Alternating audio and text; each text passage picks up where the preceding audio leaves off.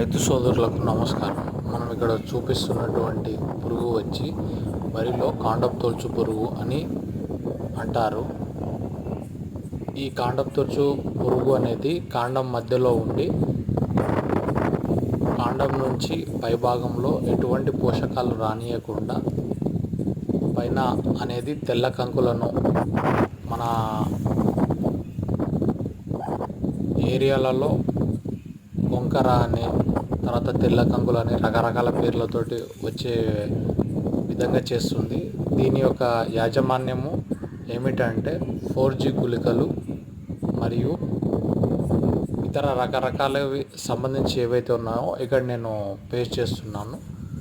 దీన్ని జాగ్రత్తగా గమనించి దీని నివారణ పాటించగలరని కోరుతున్నాను.